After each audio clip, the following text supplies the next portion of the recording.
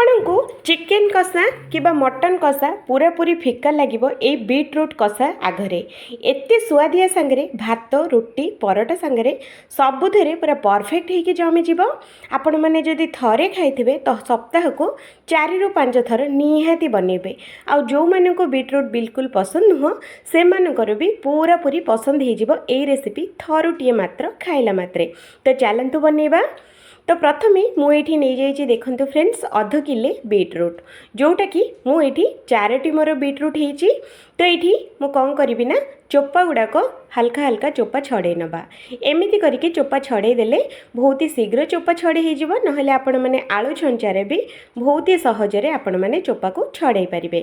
जदि एपर्यंत वीडियो को like channel को सब्सक्राइब जदि करना तो एबे ही कर दियंतु फ्रेंड्स पर आपण मैंने भूली जिवे। तो ये देखूँ मु गोटे चोपा छड़े कि मुझे देखी आईटी आम कौन करवा ये बीट्रूट को एमती पूरा छोट छोट हिसाब से आपको काटि नवा माने स्क्वायर शेप रे हम देखिए भी सुंदर लगे और खावाई भी बहुत भल लगे। आ सबुठ मेन है एमती जदि आपण मैंने काटे फ्राईटा भी बहुत ही बढ़िया से फ्राई हम। तो ये आम सब बीट्रूट काटि नहीं आउे आम अल्प टिके नाकु पानी नहीं जावा आउ काटि रखी बीट्रूट गुड़ाक सबू जाक ये आम पकई नवा।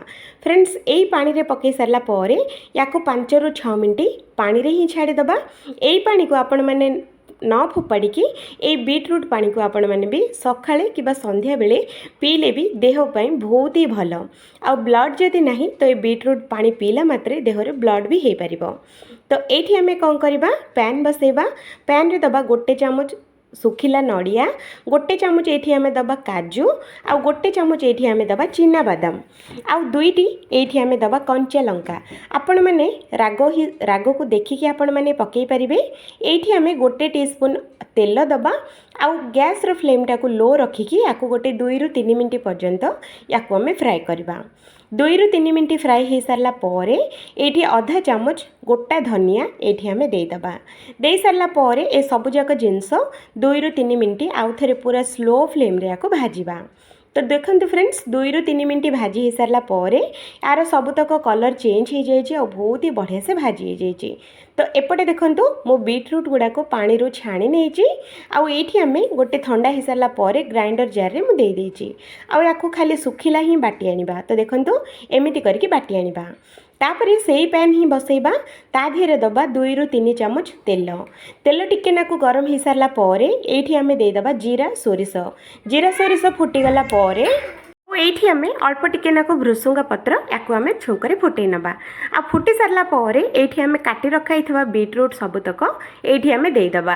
दे सारा पर या भल भाव मिक्स करवा आपको बढ़िया से गोल सारा पर या घोड़े नवा 5 ରୁ 6 मिनट पूरा स्लो फ्लेम रे याको घोड़ेबा।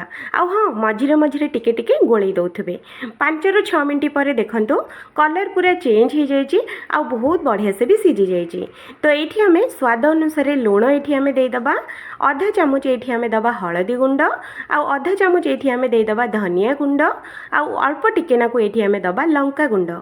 तो ये आम कंचा लंका भी देचे तो से मुझे अल्प टिके नाकु दूची। तो ये सबूक मसला दे सारा पर या आउ थे 2 ରୁ 3 मिनट भल भाव फ्राए करवा। तो देखो फ्रेंड्स एमती करके बढ़िया से गोले नेबे।